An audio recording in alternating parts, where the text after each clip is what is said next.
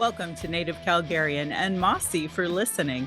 I'm your host, Michelle Robinson, speaking to you in Mohkinstsis in the Blackfoot Confederacy, home of the Niitsitapi, Tsuut'ina Dene, and the Yiharhi Nakota. I talk about history, current news, unheard news, book clubs, with special guests to give local or national issues a voice through an urban Satu Dene lens. My life's work will be to honor the voices of my ancestors and next generation with humor, love, and truth. Reconciliation is work, not performance. May we honor all Indigenous voices with that courage.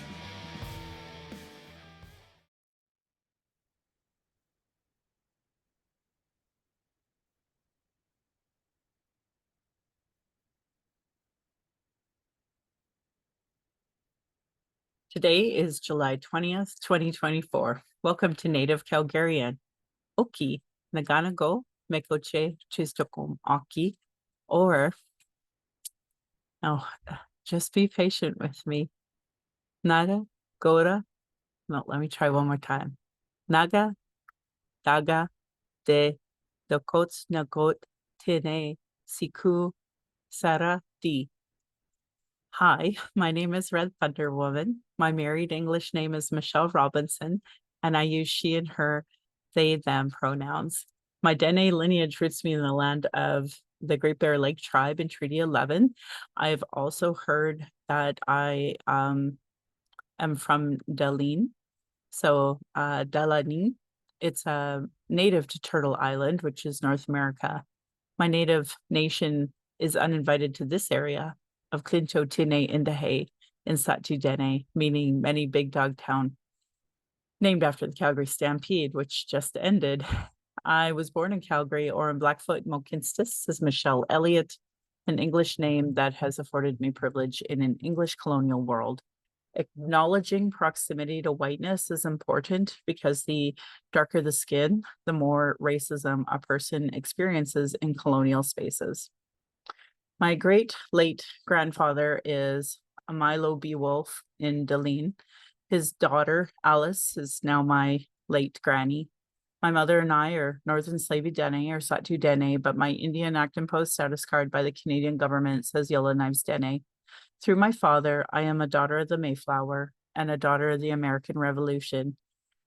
Having an Indian Act and Post status card is a colonial construct by Canadian policies meant to divide Indigenous people's inherent rights.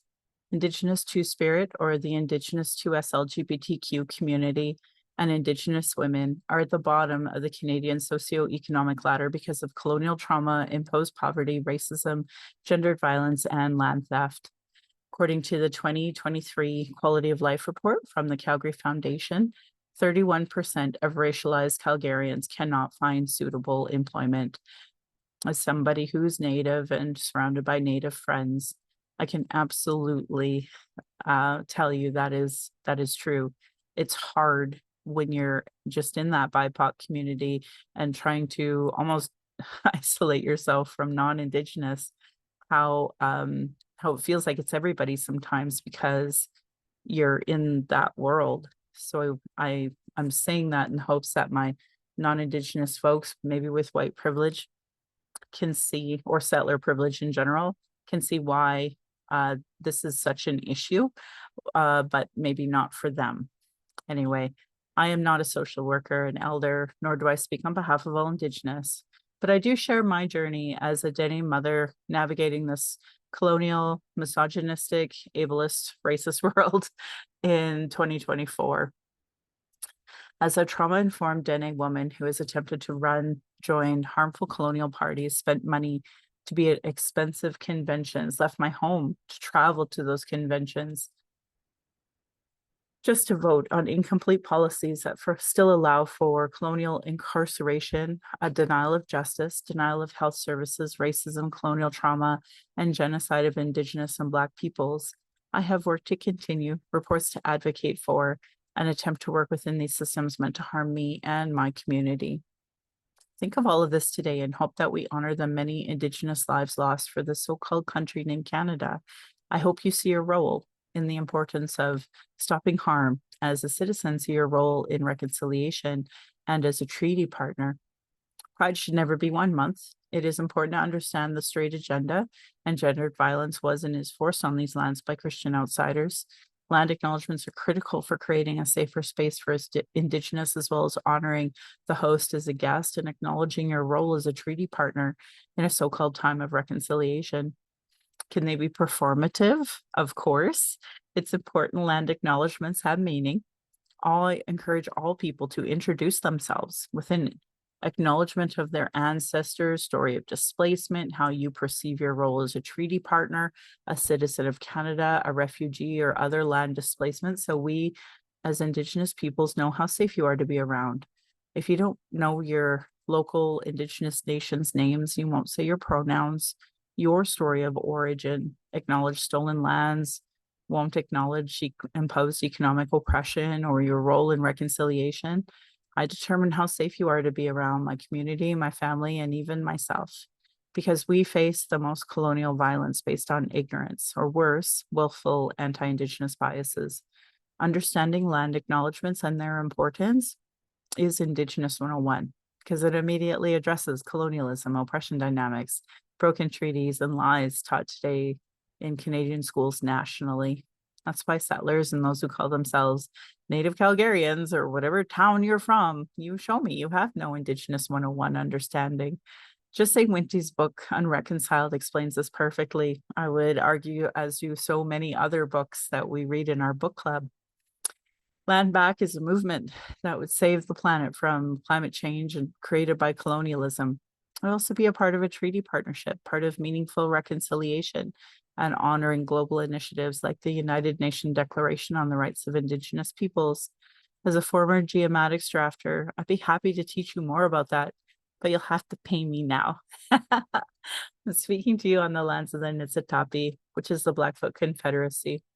The Blackfoot south of the imposed US-Canadian border are the Blackfeet, or the Omska-Bigani and north of the border are the Siksika, Kainai, and Bagani of the Confederacy.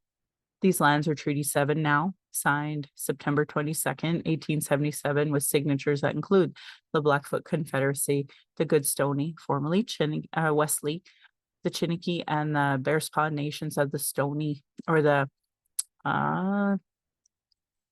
Iyithi Kada Nakota. Yeah, that's how I'm going to work on that, because I came across their name. They have Nakota Wiskatabe Bay. So I really want to learn how to say that properly and honor that. Iyathka Nakada Wiskatebe. Yeah, I'm going to try to learn how to say that. I also obviously acknowledge the Dene from Sutina. They're obviously my cousins, so I don't want to give too much favoritism to them. And yeah, I was just learning about the origin of that new name to me and wanting to honor the Stoney of the mountains. I acknowledge all First Nation, Métis, Inuit, status and non-status across Turtle Island as the keepers of these lands. All non-Indigenous are treaty partners with the government signing on your behalf. My Patreon account is Native Calgarian, where you can go and pledge and support. I can't tell you enough all of the previous support I've gotten from folks, how much that means to me. So whatever medium you're listening to, please don't hesitate to give me a review. They really help me improve. And I hope that you go to nativecalgarian.com for the latest podcasts and pin posts on social media. And if you can't give, that's fine. Just email me at nativeyyc@gmail.com. I really enjoy the emails and the messages that I get from folks. So thank you so, so much. So today I wanted to talk a bit about ADHD and autism.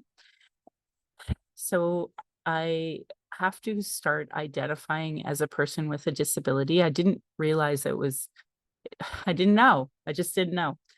I want to talk about how unpacking this has been such a journey already. And I just recently got this diagnosis. I have been working on it for a while, but I didn't feel comfortable exploring it until I talk to therapists and a doctor. I did go to a therapist, and then I got the right type of doctor to give me the ADHD testing, the results and the diagnosis. And I have just recently only been on Concerta for about a month now, and just trying to learn what that means and understand what it is. So I am also getting an autism assessment done next week. I'm very nervous about it. I think I learned that anxiety and depression are actual like side effects of undiagnosed ADHD. And I knew I had both of those.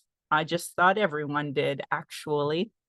I know how crappy this colonial capitalist system is. So I just assumed everybody had that type of anxiety and depression as well. And we all just were learning how to make it work. And now I'm starting to understand that's not the whole story, actually. So basically, I I didn't I didn't know. I just didn't know. I picked up this book because somebody else said it changed their life. It's called Scattered Minds: The Origins and Healing of Attention Deficit Disorder by Gibar Mate, doctor. He wrote it 20 years ago, but he has a new piece in it, basically acknowledging that this is 20 years old, but that it's still very helpful for a lot of different reasons. So it's been interesting. I haven't even got that far into the book, but it's kind of one of those things that you read something and you go, I just thought everybody had that. I thought everybody did that. I thought everybody overthought and had anxiety about meeting people and doing things. And it turns out that I have it more than other people, and I didn't know that. What I found really exciting reading this book, and I'm only like a few pages in, I'm only 50 pages in the 90s and in the 2000s, there was a concerted effort by, I don't know, I don't know who had this shitty agenda to demonize mental health. Obviously, I grew up in a time where mental health has always been demonized, but more so against ADHD and autism. And I didn't I didn't know I fell for it. It was my unconscious bias, and I fell for whatever marketing I was being told at the time. My husband and I have been laughing because we were unpacking it together and remembering very clearly in the 90s and 2000s having making fun of Ritalin, making fun of the concept of ADHD, and now he's exploring whether or not he has ADHD as well. We think he does, I do. We think that we both may have a touch of the tism, and I think that we're going to be unpacking that together as we go. But also recognizing and seeing it in our families has really changed the outcome of how we feel about, oh, so many things now. And it feels like once you understand racism, you see it everywhere. Once you understand what ADHD is, it feels like you see it everywhere. Once you start to understand a little more about autism, it's everywhere. It's interesting how many barriers there are in order to understand all of this as well. And I don't think that's a coincidence either. And disappointingly, it's been a hard journey to try to get assessed and get diagnosed on both fronts. So one of the things I've been struggling with is I've always compartmentalized things. So for me, trying to, unpack gendered violence was kind of in my 20s. In my 30s, more so what racism is, and now in my 40s, colonialism. So understanding trauma responses, understanding white coding. But now I'm adding in what that masking being far bigger than just white coding, being, knowing it's survival, knowing that I had been doing it my entire life, realizing what stimming actually is and how I've adapted my stimming to make it work for me in this world today, and understanding now why I have such extreme exhaustion. And so while I know trauma, white coding is still a part of my life, that masking obviously being twice as much because of the colonial policies and the expectations for me to behave in certain ways in white society, making it tenfold as a result. So now understanding this and trying to navigate, I've been changing my language. So, for example, I have always been fascinated with meteorology, weather. My name's Red Thunder Woman, as you know. Uh, in 1987, there was this big tornado, that a tragic event that happened in Edmonton. And I remember that summer like it was yesterday. And I have, lots of information about that. Was really into Twister when that came out in the 90s. And I went and seen the Twisters yesterday or the day before, enjoying it immensely. And then even talking about it, just saying, I was obsessed about this subject. And it's like, no, I was hyper fixated on this subject. Now I understand why, I had to know more than other people, why it mattered so much, why I had to go to the library so often to on a specific subject while I was interested in it. And understanding now that when I'm not interested in something, how I stem and I rock and I play with my hair and I play with my nails, and I struggle. I struggle even doing this podcast with the incredible anxiety of people not understanding what I'm trying to say, me not communicating it in a way that people will understand. The lack of feedback I get regularly, but understanding now my mind goes from one subject to another, and I'm not convinced that people can keep up with what I'm trying to say. So, love your feedback on that anyway. These are things that I'm trying to work through right now, and it's not been fun and easy. I have a lot of moments where I cry, understanding now, not that I heard people use this expression of mourning. It's not that for me.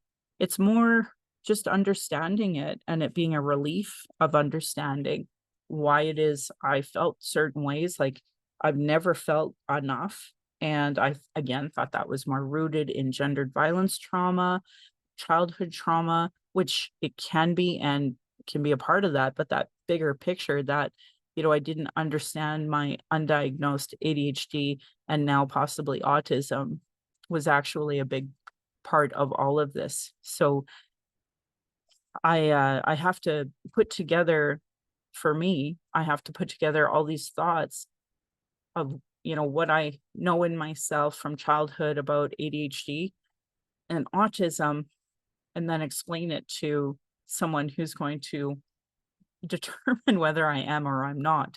So I think about the amount of times I had migraines when I was young, which I found out is a side effect of like unregulated brain dysfunction, which makes sense now, but didn't make sense then. I just thought was experiencing so much childhood trauma, which I was, that my brain couldn't cope.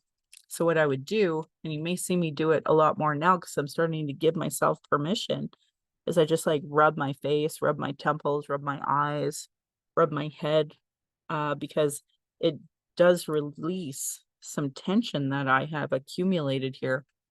And it turns out that that is like part of my stimming. When I was little, I was living in Fort McMurray, and I remember distinctly having this migraine, and I was on my bed, and I was just kind of pulling my hair and just rocking, and I now realize that was stimming. And I remember my family asking me why I was doing that. And I said, well, it just makes me feel better. Today I have the verbal way of communicating. I was stimming. I was having brain dysfunction and it was helping me try to process it. So as a child, I would puke, and then that would help release my migraine. So I was always praying for me to puke so that I could just let go of this pain because it just hurt so bad. And I would rock until it finally just happened. So I was given Tylenol, and it didn't never helped with my headaches. And then in my 20s, by then I was taking like 2 extra strength, if not every day, sometimes 4 a day, to try to deal with my migraines, not recognizing I was overstimulated, I had brain dysfunction, and nobody cared or anything like that. I have found out that, I mean, I've gone through counseling. I went through court-ordered counseling when I was younger.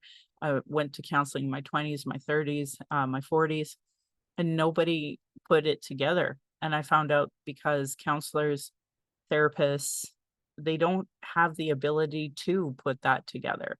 And I don't understand that at all now, but I also have ADHD and autism, so I hyperfixate on stuff that apparently the rest of the world doesn't. So I've been finding that very interesting, and I cry a lot now, recognizing just because I'm hyperfixated on what the effects of colonialism is doesn't mean other people will or ever will. And that makes me cry because that means that people will never understand what marginalized people are actually going through. And I think the other reason, of course, is that nobody likes to be pointed out that they're a settler or a colonizer, right?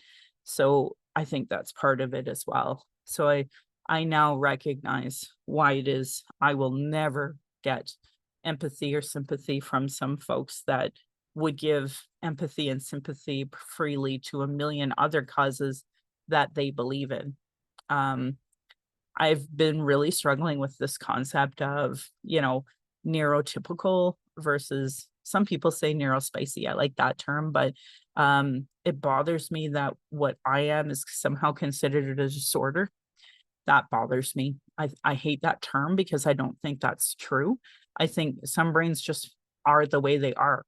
And I've been able to exist in this world, albeit maybe harder than everybody else, but it was harder because I'm a woman. It's harder because I'm Native. And now I understand that my brain really stopped me from understanding that, why it is people don't have the hyperfixation, why they don't have the understanding of certain concepts.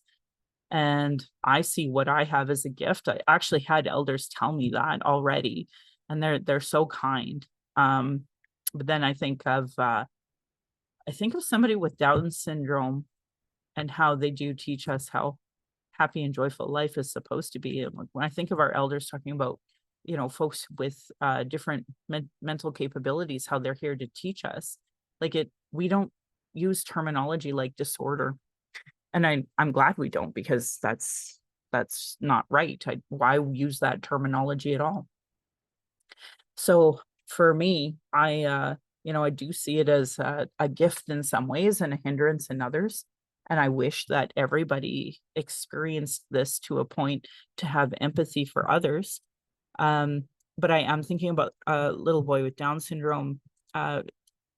This is another example of hyperfixation where I can't understand the rest of the world. Um, a lot of folks that are pro-Palestinian are seeing videos or hearing stories of a young man with Downs that was, and I won't tell the details, but he was killed and by Israel, and it's horrifying. And I'm really struggling with this death. I struggle with a story like that a day, and I have since the start of October 7th. So like that, this is an example of where I wish I could turn off hyperfixating, but I can't. And I tried to mitigate this Palestine crisis genocide the best I can. And I'm not even Muslim, but I'm witnessing the same genocide and the same disconnected cruelty from the very people still perpetuating it on us as well. And I see, policies that they are instituting right now in Palestine that have already been instituted here in Canada. The other day, and I pointed it out on one of my social medias, there was a picture of a Palestinian with a child with really bad rashes, the skin lesions, that were the exact same ones that we were seeing on First Nation babies here in Canada from their poor water. And so, you know, I pointed out it doesn't get amplified at all. Like, nobody amplifies me. I don't know if I'm being posted on all my social medias, but it is very painful how obvious it is and how little people are talking about these things. So I struggle a lot watching this horror, and I don't know how Canadians can't see this, but they don't, and they're not on the same, I guess, socials that I am, that they are exposed to this. And so it bothers me because, like, our government is funding this and everybody's just seems to be okay with it. But anyway, I'm going to move on a little bit from that topic because it's just so infuriating to me, and I get exhausted, and I also know that there's nothing I can do about it. So if you are a person who listens to the show, if you have ADHD, if you have autism, you have anything that you want to throw at me, please don't hesitate. I will say, reading The Scattered Minds from Gabor Mate, I did find a touch of sexism from this guy, and I really was bothered with how he was putting together something that I kind of had to put this whole book down for. And basically, the way he speaks about how, you know, women who have to give up their kids and kids who are adopted, and how they have ADHD and the stress that the mother was under. But it was just the way he had framed up the conversation that you know, that women give away their baby. And it's like, I I don't know if I would frame it in that way. But and I wish he wouldn't have that. You know, these are um unwanted pregnancies. I think that, and he says there are often unwanted pregnancies, many and teenage girls facing enormous personal, family, and social pressures. That's a nice way to talk about rape and incest and um imposed poverty and sometimes human trafficking and it's like, you know, oh, they're under severe stress. Ugh, I didn't love the way I've had to put it down because just because of the way he framed that, it really bothered me for a guy who admittedly is ADHD and the source of the problem. Am I the drama? Anyway, so but I'm telling you, 99.99% of this information is relevant, needed, and I'm seeing it amplified in social media on other platforms like Insta, TikTok, Facebook now has these reels. So I'm very much enjoying learning about this, and then laughing at myself when I come across moments of oh, I think that's a little ADHD right there. And, I mean, yeah, it's been not easy, it's been not fun, but I just know inherently I make fun of these situations and have been enjoying some things and how ridiculous they are. I'll give you an example. We wanted to go through some books with all of you folks because I'm recognizing that some of the folks that have been following me for the last couple of years, like, don't know me from 10 years ago and certainly haven't been a part of my book club since, what, 2016. So, like, there's a lot there that is missing from this world. So anyway, our next book club is Killing the Wit Ago. So not the word that we can't say, it's a little different. And the Indigenous author who did this, she is amazing doctorate, and I stalked her a bit. She wasn't on Twitter or X, so I found her on LinkedIn. And on LinkedIn, she was already talking about the next projects she's working on and studies that she's a part of. And she was talking about uh, dementia and colonialism and its effect on Indigenous people. So, and I really enjoyed knowing that that information is out there. Now I have somewhere to look. So I hadn't even gotten into her book. I just started stalking her. I just started stalking who she is so that I know what it is I'm reading before I get started in it, because I always want to know, well, first of all, is it a white person or not? And so she is a mixed indigenous person, and she's seems like a wonderful human being, and does a lot of research, and for some reason that matters to me, making sure that there is some colonial standard to their thinking when it comes to especially topics like this. So the topic is Indigenous cultural based approaches to waking up, taking action, and doing the work of healing. And we need more of that. Well, even though I'm trauma informed, even though I talk about, your trauma timelines, etc., with mending broken hearts, it's just, I think we know so little about the brain.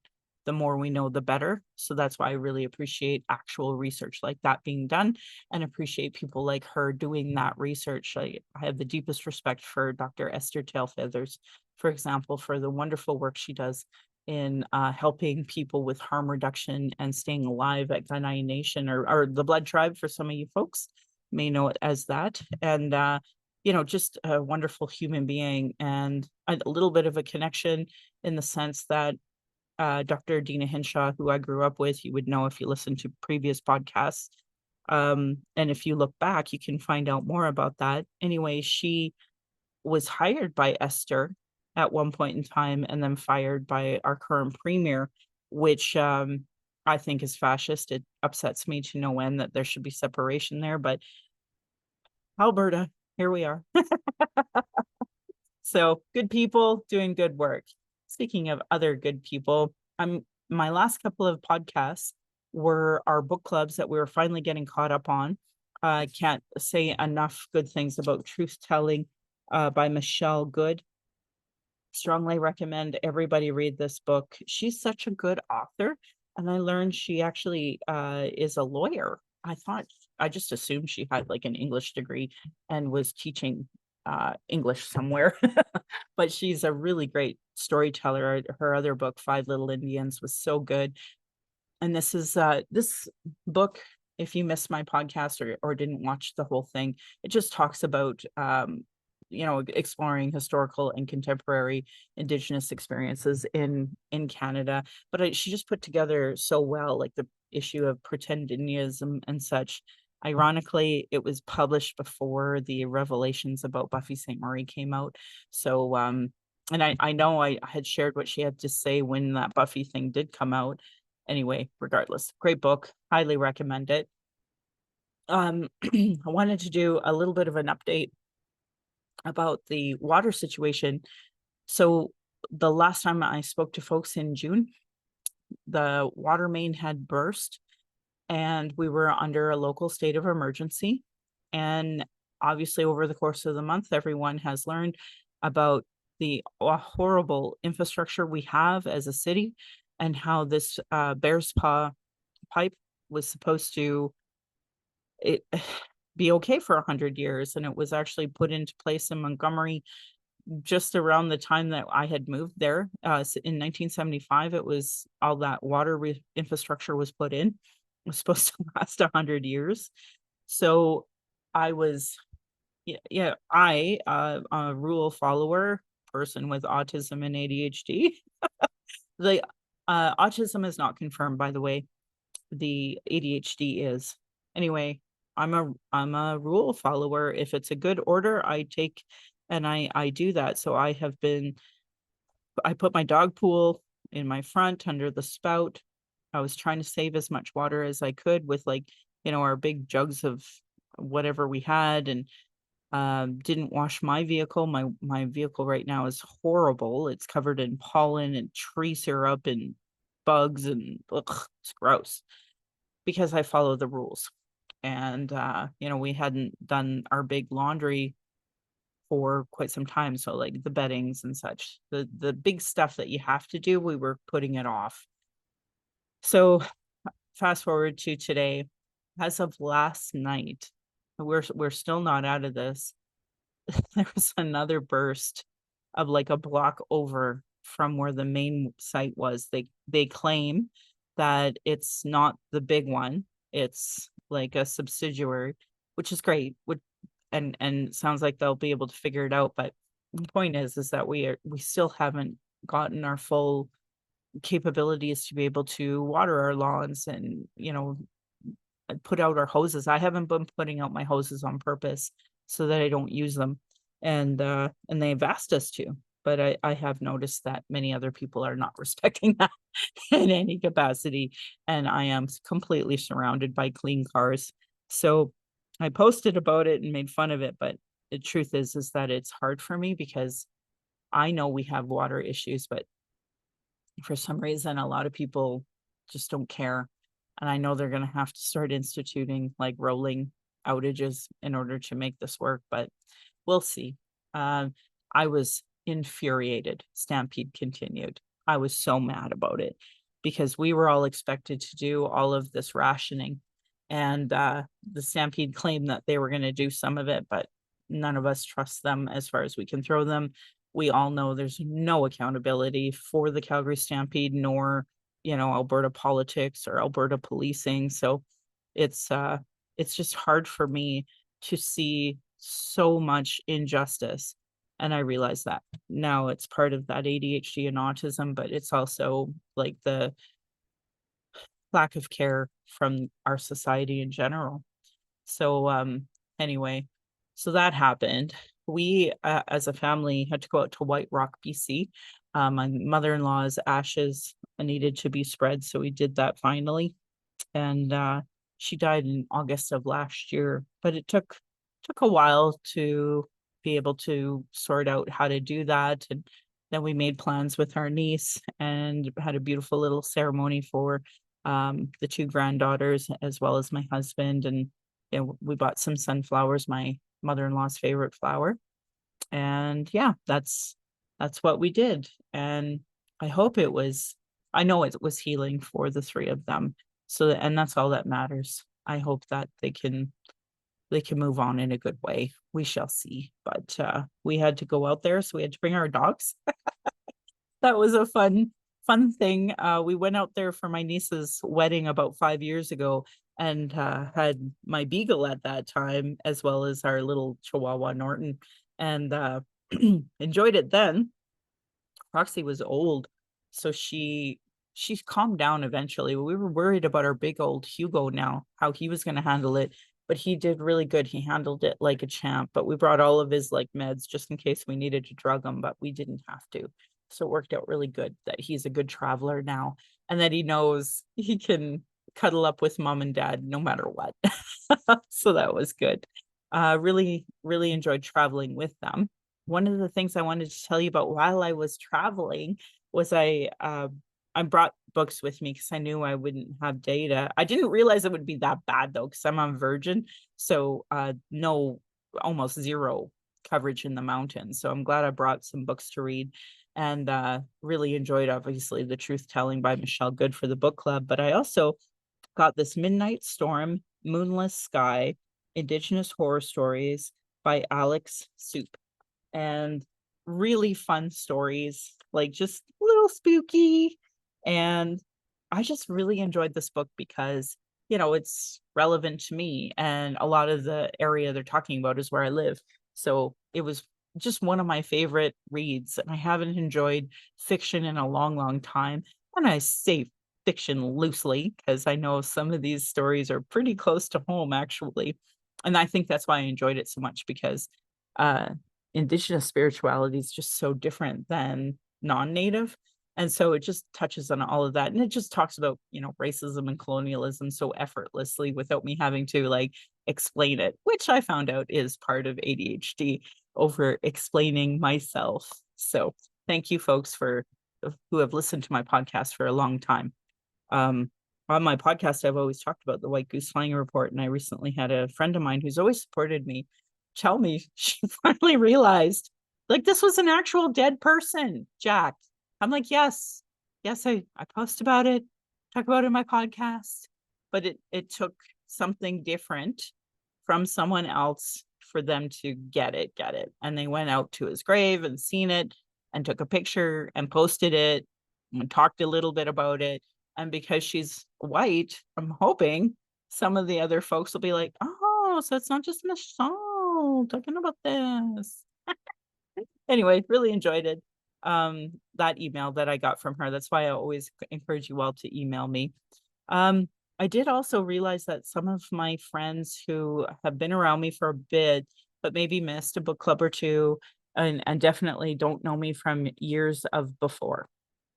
I wanted to tell everyone who listens to me as of today that there are some books that I beg of you to read. Obviously, I've talked about the TRC and the MMIW reports at nauseum on this podcast. With Reconciliation Action Group, we use those as our guides. But there are some serious books for folks. One of our regulars was talking about how she's trying to tie her settler roots into this area, and I didn't know she didn't know about this book. It's from James Daschuk, and he has Clearing the Plains: Disease, Politics of Starvation, and the Loss of Aboriginal Life. Like, this is literally the Palestine issue, only back then. And I think that folks may not understand why it is, like, when I talk about why John A. Macdonald, why Winston Churchill, well, these people were people who put in policies that they knowingly killed people, right? So for me, I can't emphasize, if you're a Canadian, this literally should be one of the books you're forced to read in, grade 9 or something. Clearing the Plains. For me, I actually picked up 2 copies because I couldn't find my other one for a long time. And then I finally came across it. So I have 2 copies of this one, and I always find them at the Fairs Fair. So they are available. And I find that I can read something, but I have to really sit with it for a while because it's really horrific, and it's real. And these are our ancestors. But I think some people can really somehow disconnect themselves from it, and I don't understand it. So if you don't own this book in Canada, like, you should absolutely own this book so that you can, or well, at least minimum read it. I reference it all the time, and I go back to it regularly. So I wish other people did. This is a more recent book that we've done called Disarm, Defund, and Dismantle: Police Abolition in Canada. Um, I can't emphasize enough to folks that I was on my own community group yesterday because somebody was like, everything is Justin Trudeau's fault. And I'm like, oh my God, the amount of our school boards, elected school boards, putting money, time, and effort into policing our own children instead of that money going in towards education, curriculum, and supplies and resources. It drives me mental.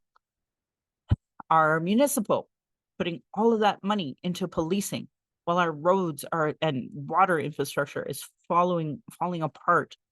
How the province literally is purposely cutting and defunding certain programs, including policing and legal services that need investment, need more money, not just like cuts, but like now we have to invest a ton in order to get it back up, as well as mental health. I remember when Ralph Klein got rid of mental health and addictions places, and now we're in this crisis that we're having today.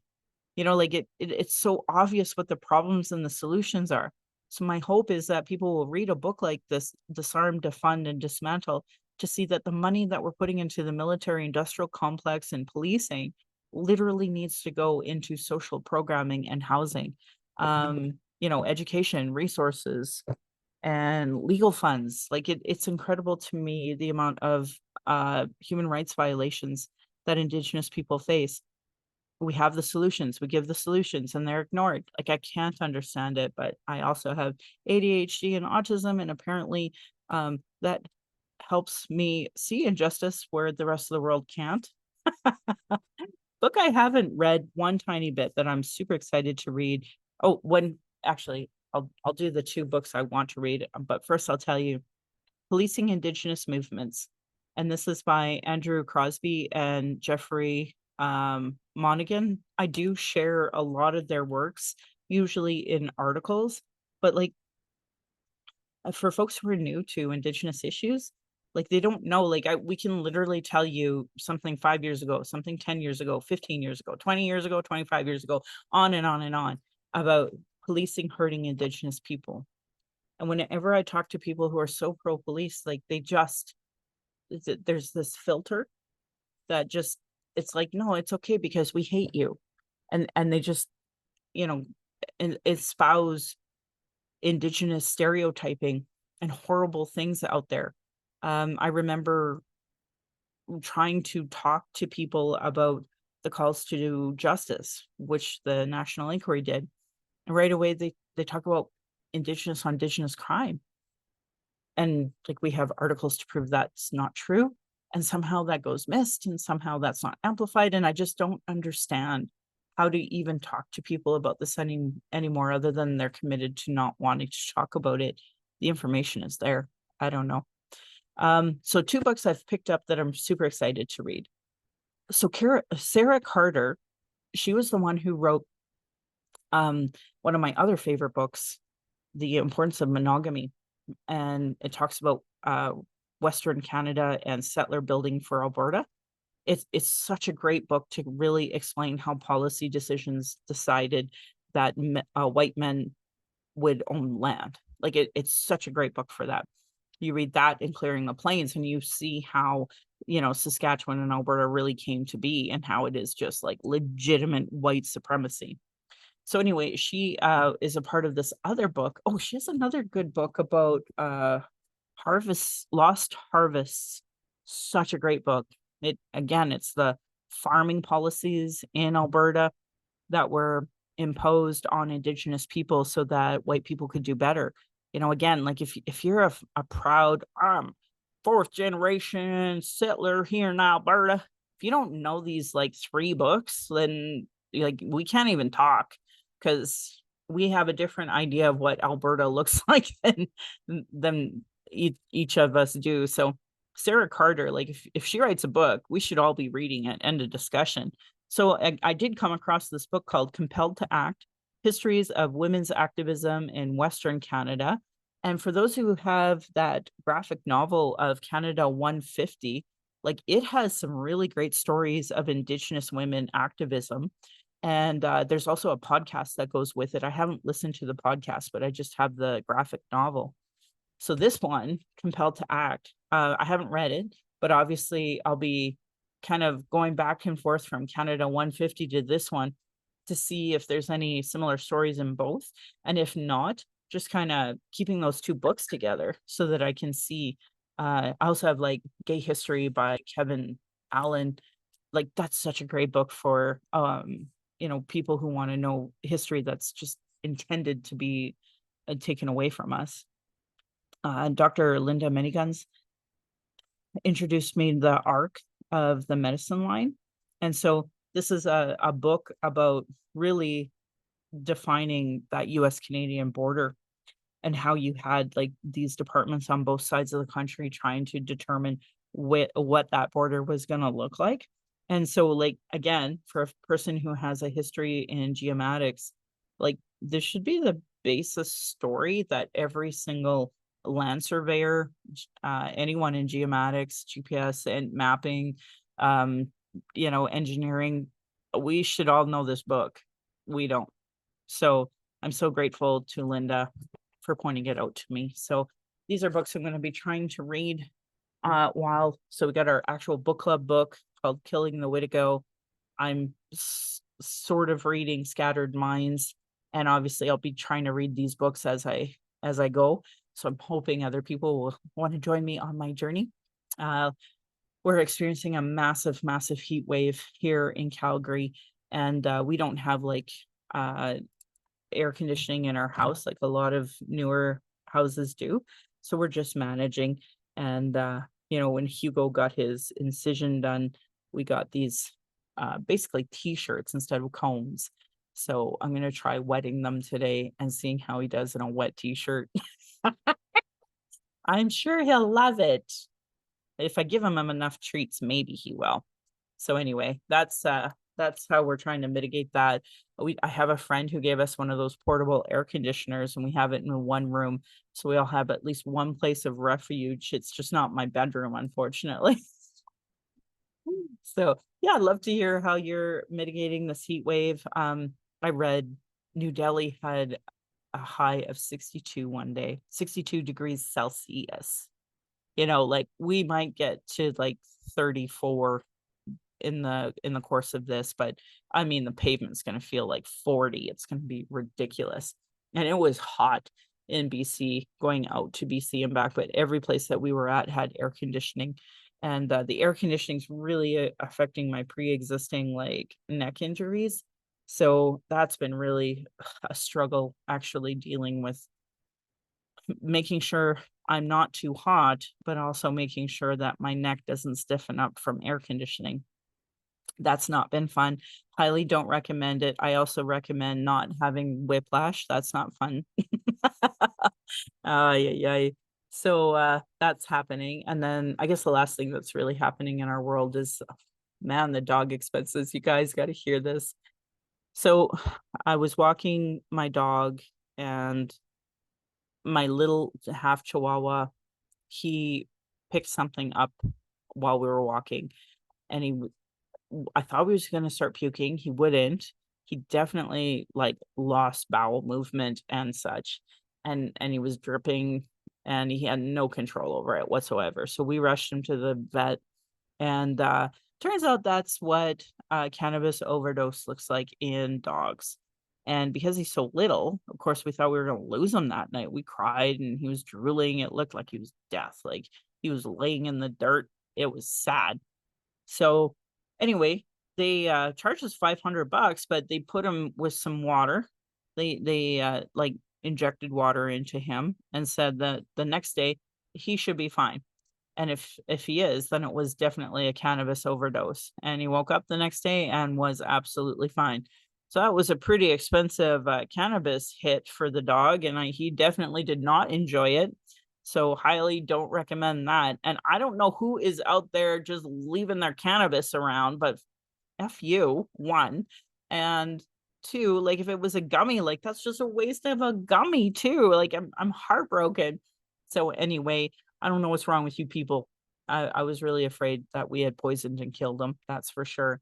But he is still here, and for thousands of dollars more, I get to fix his teeth on Monday. Yay! Thousands of dollars.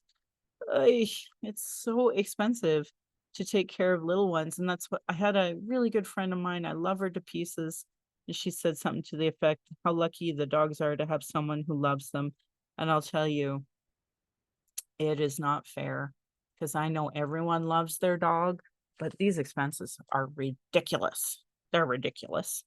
And I can't believe how expensive dogs are right now. And I also have a deep respect for veterinarians and what they put up with, what they do. I just, wow.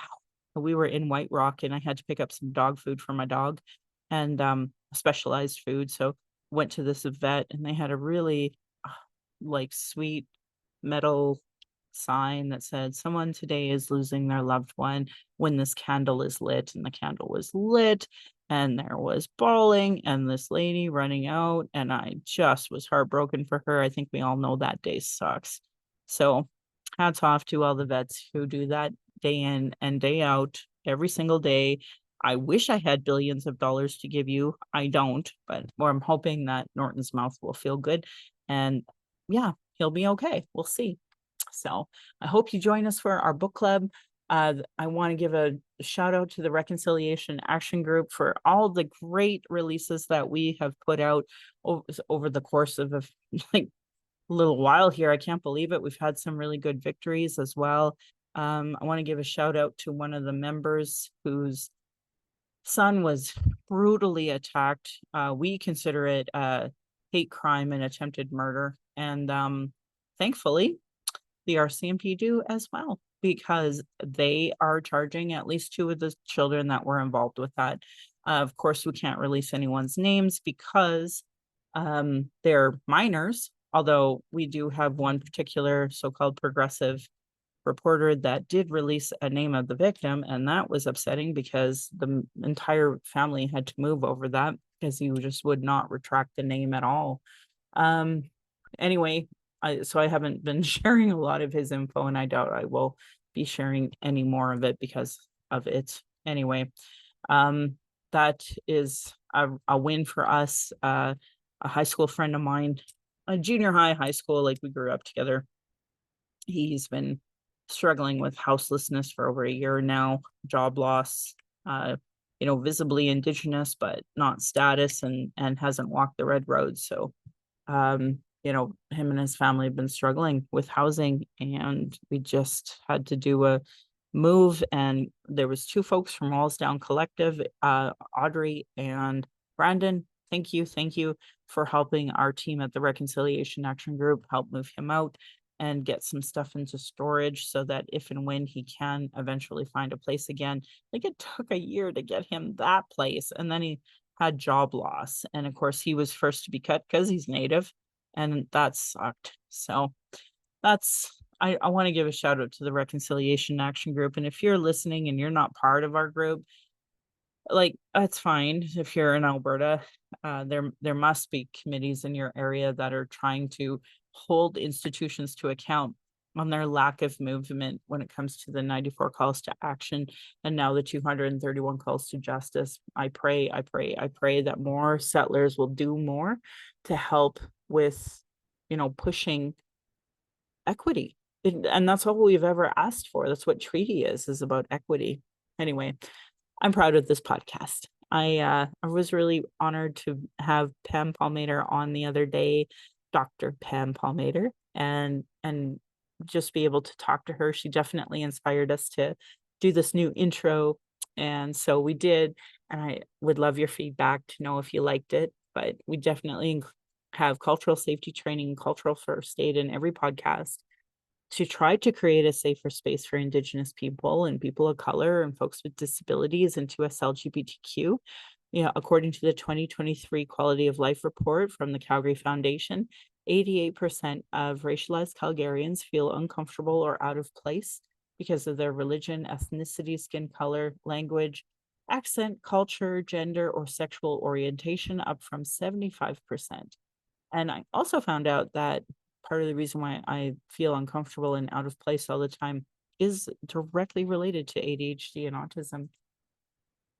So yeah, they didn't add that in that list, but I'm sure it is. And I'm sure that number of 88% is going to go up even more for next year because of the Palestinian issue, genocide that's been happening. 84% of racialized Calgarians believe racism exists, and only 66% of non-racialized Calgarians believe that racism exists. So if you are in a situation where, you care about Indigenous cultural safety, you should probably check out heretohelp.bc.ca. Authors Cheryl Ward, Chelsea Branch, and Alicia Fritkin put together wonderful information about what is Indigenous cultural safety and why I should care about it. Please support their work as part of your reconciliation work and settlers understanding. I'm just lucky enough to highlight and repeat it here.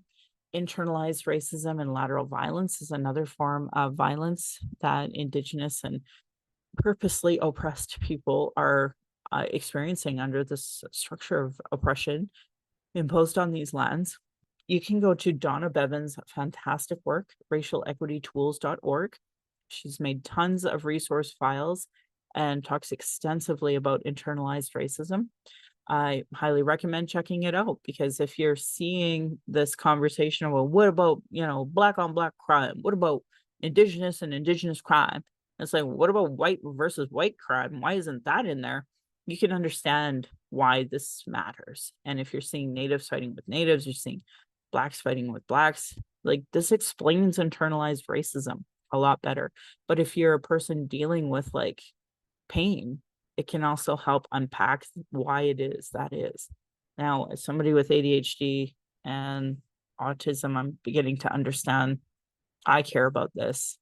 I'd love to hear from other racialized Calgarians how it is that you process this, being how the way I'm doing it, like, it might work for me, but maybe it's not the Jack Goose White Flying report that I told you about earlier is a great example of how it didn't hit with others. So if you have a way that it hits, love to know so I can tell other people. Do's and don'ts for bystander intervention by American Friends Service Committee. You can go to afsc.org to find out more about that. If you see or experience racism here in Calgary, acttoendracism.ca at 587-507-3838 is trying to do a lot more information about that. It's more Asian related as well, so might want to check that out. I wish that anyone who follows me on my social media would watch that anti-racism organizational lead for the city of Calgary on the journey of becoming an anti-racism leader, because to me, if you watch that and you don't see your role in doing better, then like, I know you're not him. I'd love to know, what is it that you're doing that hits better? Like, what makes you think that you are an anti-racism leader? Because I'd love to be able to tell those stories, and maybe those stories will hit other people differently. Because right now I feel like I'm up against a brick wall. I also want to give a shout out to our Black Lives Matter activists, Taylor McNally and Adora Nofor, for being legally targeted. They are trying so hard. They're tens of thousands of dollars. Trauma, it's horrible. So you can actually go to Stop the Stack YYC and donate there if you'd like, or at the very minimum, learn about the issues that they're facing. And we actually have a queer activist who was recently charged with, not recently, just the same as Adora and Taylor, around the same time, fighting for 2S LGBTQ on literally the International Day to Stop Homophobia, Biphobia, Transphobia, and we're charged with hate crimes out of all things. So this is what I mean about how the legal system needs changing. There's no accountability. You know, our queer activists should not be legally targeted. Adora and Taylor, our Black Lives Matter activists, should not be targeted. And to see, I have a Palestinian friend who's Muslim, who's a doctor. He was targeted by the health minister at the time, and the health minister has now been exonerated of any wrongdoing because of the way these systems operate. So it just amplifies white supremacy and that straight agenda, which you would know if you've read those books I referenced by Sarah Carter. Indigenous have been sharing our traumas in reports, commissions, and public hearings just so it can be regularly disregarded. No more. Honor our words, honor the treaties, listen to politicians and their policies and platforms. I think I'm just going to start cutting out all of this information because I have to. I'm just really shooketh by our premier somehow making it okay that her and all of her MLAs were in an Oilers playoff like skybox by the folks who did the Turkish Tylenol fiasco.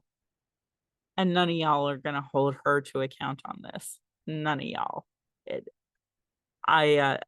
Trump was just, there was an attempted assassination on Trump's life. This is a fascist. I have no empathy for this man whatsoever. He is nothing but a hurtful, harmful fascist.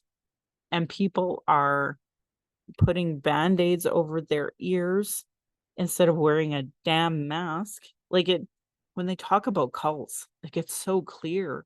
This is what's happening right here. And it's just A-okay. Everybody's cool with it. And I wonder sometimes what being in bliss would be like of ignorance, but I also don't want to be a part of the problem. So anyway, I just wish more people would hold their politicians to account.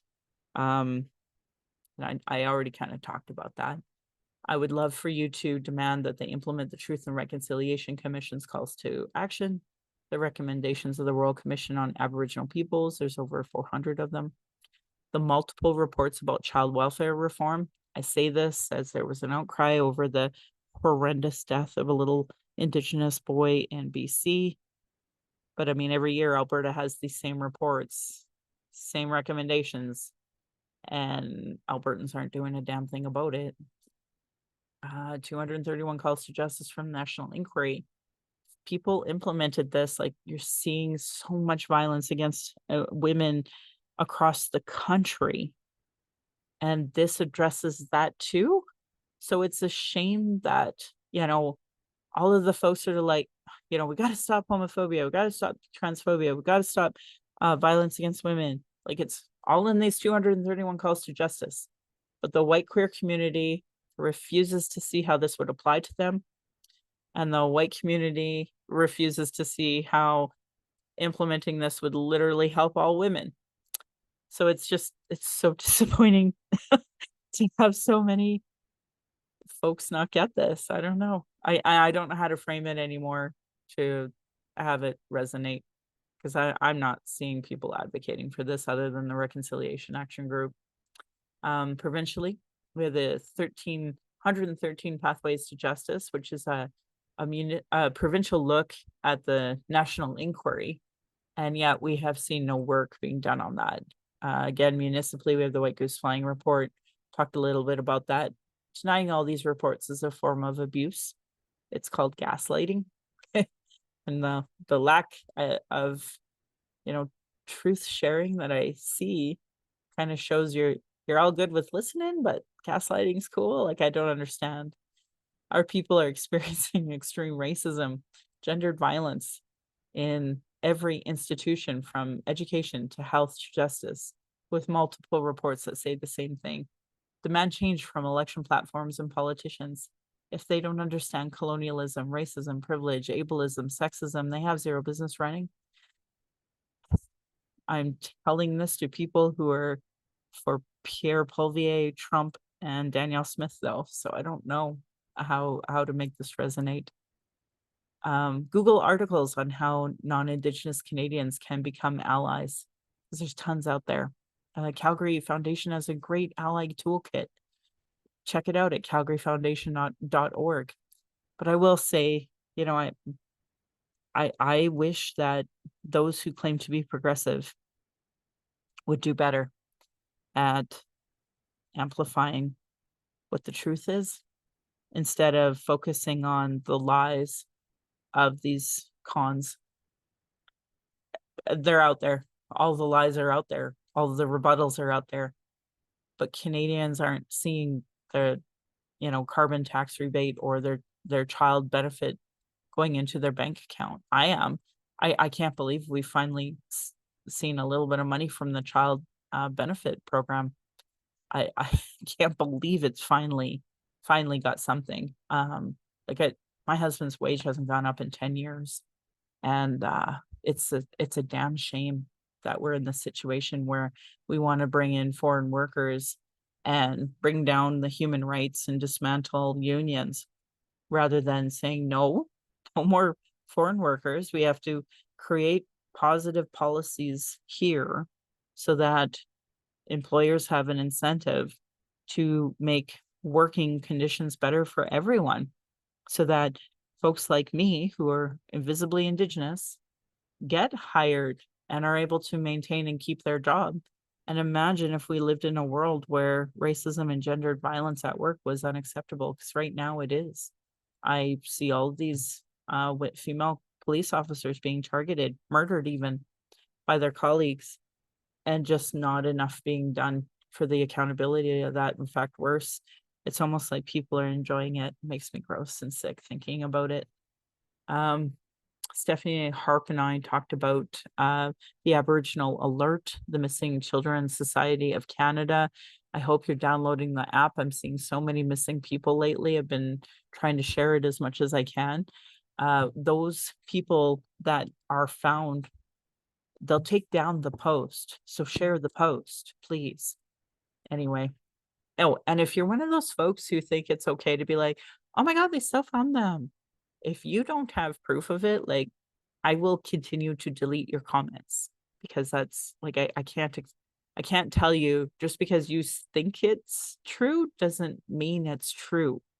A lot of rumors and hearsay, it's not actual truth. So anyway, you can also go to womenshomelessness.ca They had a really strong statement on protecting Indigenous women, girls, Two-Spirit, and gender diverse people experiencing homelessness. Yet, nobody's told me, "Oh my God, I so checked that out. That was such a great resource."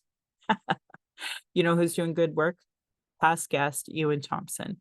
He again put out a whole bunch of information about the data that is finally coming in for the opioid crisis, for the drug crisis that we have. And it turns out we have a whole bunch of cases that are basically on hold so that the Alberta government can skew their numbers. And if you're not following drug poisoning deaths in Alberta by year, you're missing out on all this information. Like, we have gone from, you know, it is unacceptable to have 688 people die in 2016. We're over 2,000 now in 2023, and we suspect there might even be more now. And this has put us over the 10,000 deaths since 2016. Unfortunately, this is a major crisis, and I don't see, you know, folks do and say anything about it. I give out Narcan. If you're a person who would like that, please don't hesitate. If you don't know what Narcan is, please educate yourself on it because it saves lives. You cannot misuse this. You cannot, use it in a bad way. It's only for good. Anyway, if you or someone you know is using substances, please don't use alone. You can call the National Overdose Response Service at 888-688-NORS for support. There's also a Brave Doors and Lifeguard app. Strongly support Freedom's Path Recovery Society.ca. Can go donate to them. They provide free one-on-one addictions counseling services, group treatment for recovery in Calgary. They are queer friendly and anti-racist. As many of you have heard, I also fully support Canada's first 2S LGBTQ addiction recovery center called stonewallrecovery.ca. So those are some places that you can also put your money if you'd like. If you're experiencing emotional distress after anything I talked about today and need to talk, you can call the First Nation and Inuit Hope for Wellness helpline at 855-242-3310. You can also go to hopeforwellness.ca. If it's more related to missing and murdered Indigenous women, girls, and Two-Spirit, you can call 844-413-6649.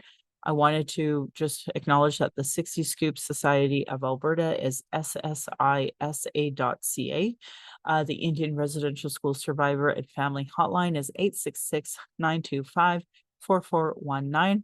Kids Help Phone is 1-800-668-6868. You can also text at 686868. They also have a live chat from 7 p.m. to midnight Eastern Time.